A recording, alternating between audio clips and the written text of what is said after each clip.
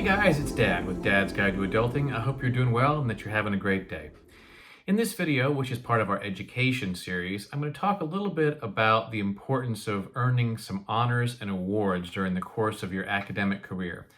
This applies equally well to your professional career as well, but the example I'm going to give you really focuses on academics and on school. This is going to be an example of how even if you don't start strong and you find yourself in a hole, there are still good ways to dig yourself out and to do something good that gets you noticed and that can help you later when you apply for other jobs or other school programs. I'm going to explain this a little bit by telling a story about my own personal experience when I went to college. This story is not designed to brag at all. It's an example of how you can lift yourself up even when you don't start out strongly. So when I went off to college, I did not start off very strong. I started playing, I was having fun, I was away from my parents, and my first semester was not good. My freshman year, I had no A's, I had 2 C's, and I had a D- in calculus, a course which I passed only because the professor was merciful. It was not a stellar performance or a good way to start my college career. By the time of my senior year, I had done better. I had moved my GPA up,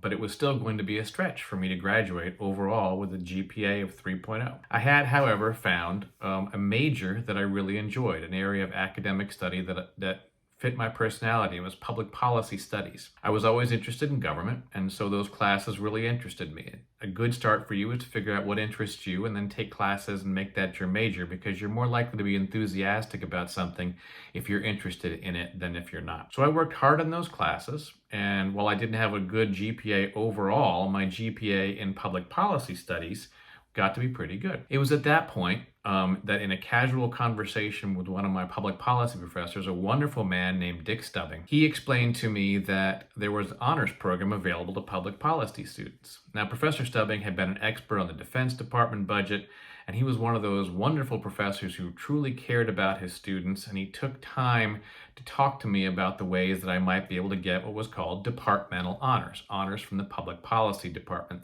even if I couldn't get it from the school as a whole, graduating cum laude or something like that, because my grades weren't good enough. Well, this is something I had never heard of, and I knew the other students in the school were not aware of. The way I had only understood you get honors was, again, graduating with an overall high GPA.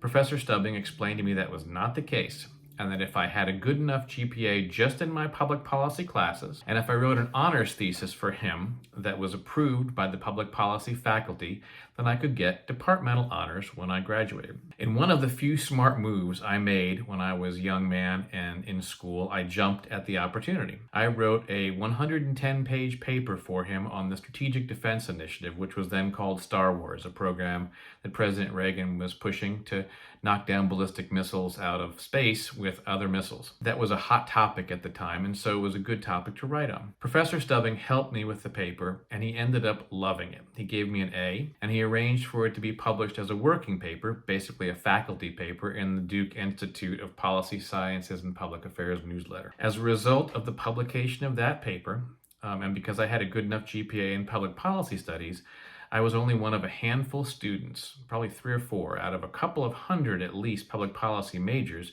who graduated that year from Duke with distinction in public policy studies. Now, I will tell you, I used that one little distinction every time I applied thereafter for a job or for college. Law school applications, job applications, everything. It was the only real academic credential I had from college, and so it really mattered. Again, I'm not saying this to brag about me. I'm sharing this to convey an important point. If you look into it, do your own research, and talk to the right people, you may be able to find an award at your school or even in your own company that you weren't aware of and that others aren't aware of and for which you might qualify. I am quite confident that there were hundreds of public policy majors in my class at Duke who had overall GPAs higher than mine. Many of them were smarter than I was. But because I took the time to get to know a professor, and because he cared enough to point me in the right direction, I was able to find out about the existence of an award. Having that award helped me get into Duke Law School 6 years later. And it gave me something that, as you can see, 35 years later, I'm still proud of. So while you are in school, in high school, in college, in graduate school, a trade school, talk to people who would know and find out what kind of honors are awarded by that school. Ask for a copy of a program from a previous graduation ceremony and go look through it.